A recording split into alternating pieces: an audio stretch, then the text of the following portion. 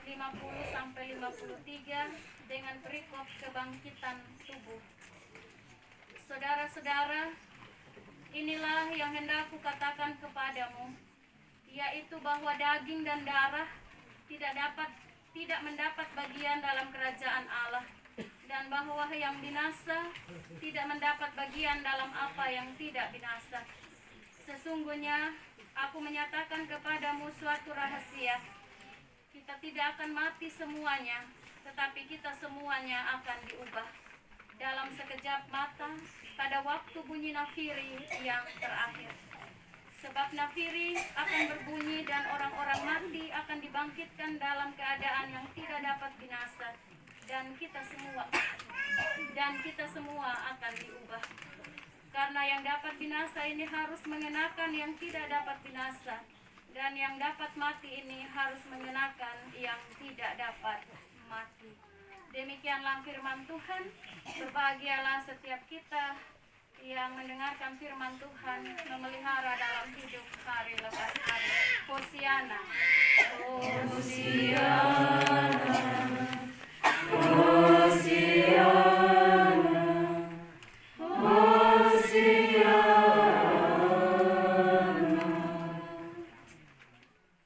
Bapak Mama Sidang Perkabungan yang berpengharapan dalam Kristus Yesus, Salam.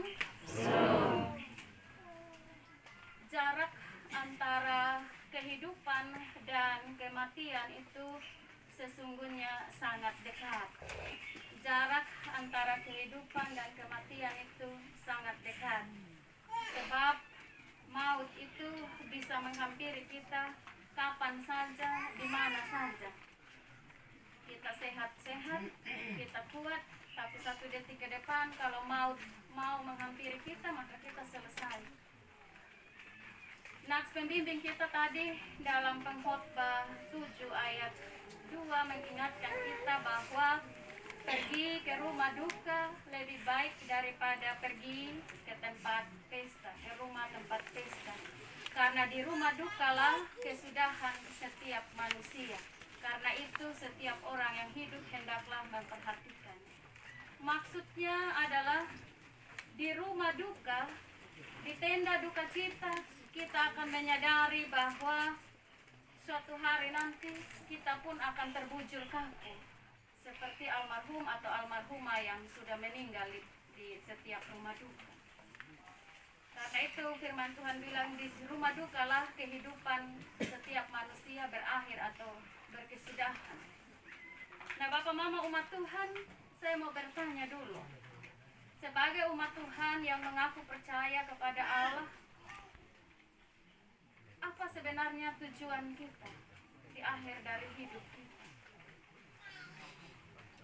Apa tujuan kita setia mengikut Tuhan atau mengiring Tuhan? Tentu saja kita punya banyak tujuan, tapi tujuan yang utama pasti kita punya kerinduan bahwa pada akhirnya kita semua masuk rumah Bapa, ya, masuk surga. Tidak ada yang berkerinduan setia ikut Tuhan tapi nanti bukan masuk surga, masuk ke tempat yang satu. Saya yakin kita semua rindu pulang ke rumah Bapa, masuk surga. Nah, untuk masuk ke rumah Bapa atau kerajaan Allah, firman Tuhan tadi, bacaan kita tadi mengingatkan kita bahwa salah satu syaratnya adalah kita harus mengenakan sesuatu yang tidak dapat binasa. Karena apa? Darah dan daging tidak mendapat bagian dalam kerajaan Allah. Sebab darah dan daging ini binasa, bisa rusak, bisa busuk. Karena itu darah dan daging atau tubuh kita ini tidak bisa masuk kerajaan Allah. Kita harus mengenakan sesuatu yang lain yang tidak dapat binasa, baru bisa masuk dalam kerajaan Allah. Nah, karena itu cara untuk kita bisa mengenakan sesuatu yang tidak dapat binasa hanya dua. Alkitab tadi bilang, yang pertama melalui kematian, yang kedua kalau sampai nafiri terakhir berbunyi, Allah datang kembali dalam Yesus Kristus sebagai hakim, kita masih hidup, maka dalam sekejap mata kita akan diubahkan.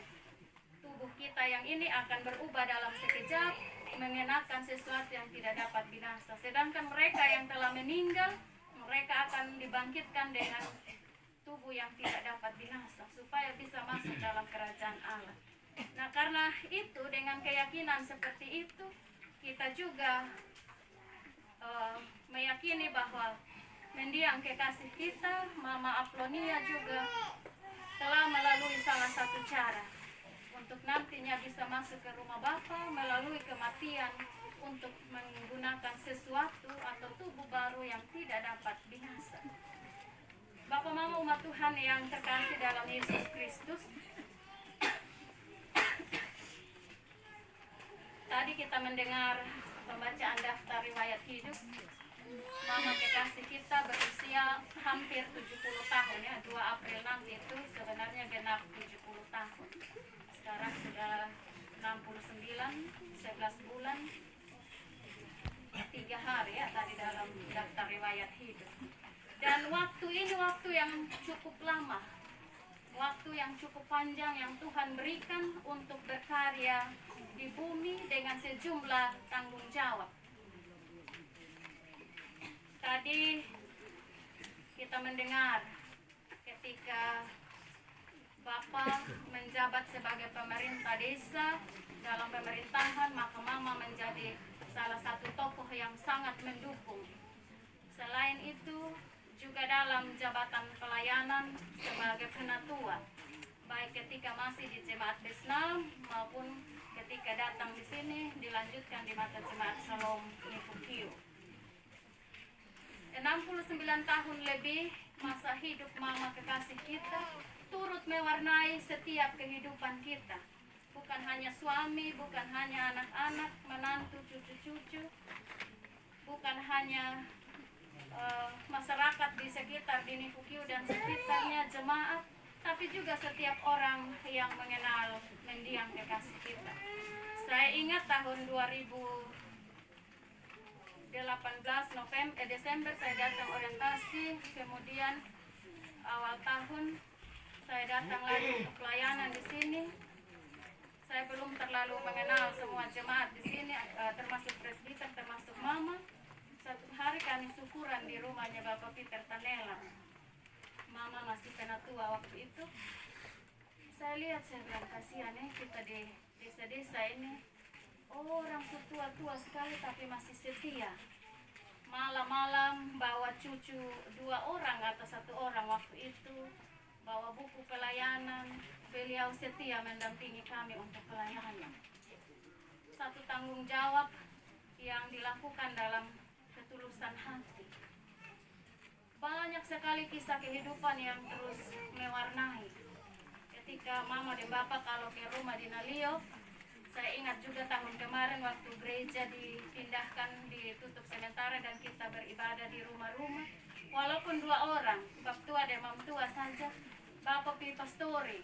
Karena saya bagi liturgi ke penatua-penatua rayon di sana, saya tidak ingat bahwa ada Jemaat Shalom Nifukio yang di sana. Tapi Bapak pi pastori minta liturgi, beliau lihat kalau liturgi masih ada kasih kami, biar kami 2 orang juga kami mau ini bergereja di rumah. Bapak Mama sidang penghiburan yang terkasih, dari sedikit cerita ini kita kemudian bisa mengenang sejumlah kenangan bersama dengan mendiang kekasih kita yang turut mewarnai kehidupan kita.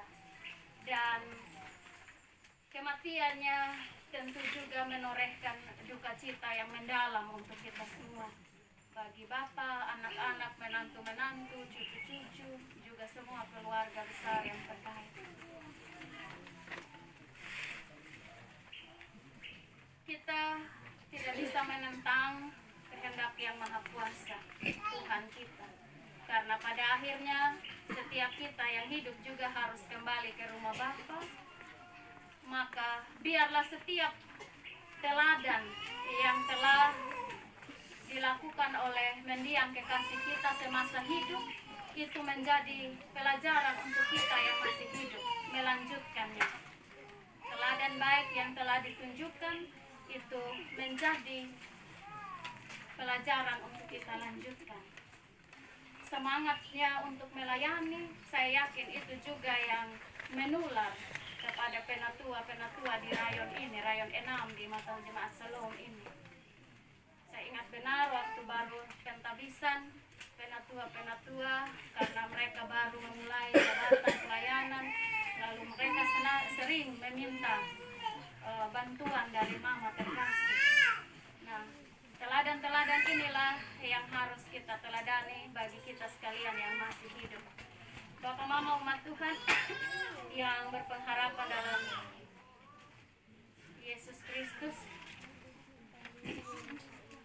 biarlah ketika hari ini ataupun di mana saja, ketika kita ada di tenda duka cita, kita senantiasa mengingat bahwa kita akan menyusul mereka yang telah meninggal.